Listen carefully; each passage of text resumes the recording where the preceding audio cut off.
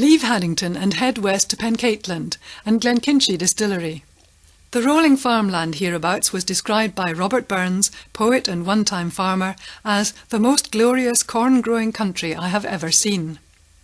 Although it lies but 15 miles from Edinburgh's great castle and the bustle of the Royal Mile, Glenkinchie's quiet surroundings make this tranquil place seem more remote. This is rolling farm country, perfect for growing barley. The farmers John and George Rate are thought to have begun working on or near this site in 1825, calling their first distillery Milton.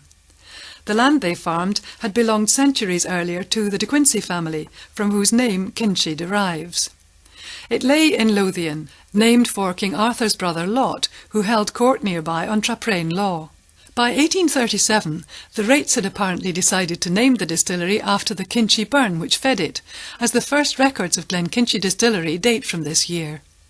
They grew barley on the adjoining land, and as with more than 100 other local distilleries at this time, the result appears to have been a model of self-sufficiency.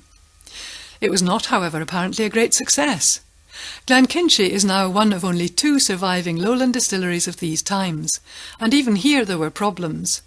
Mr. Christie, successor to the Rates, ceased distilling in 1850, and it was only the boom of the 1880s which restarted distilling here, leading to Glenkinchie's rebuilding in the 1890s as the model Victorian distillery village we know today. The distillery attracts over 20,000 visitors each year and houses a first-class visitor centre and exhibition. The winner of a number of gold medal industry awards over the years, and one of the classic malt range, whose other member distilleries include sponsors Oban and Dalwhinnie.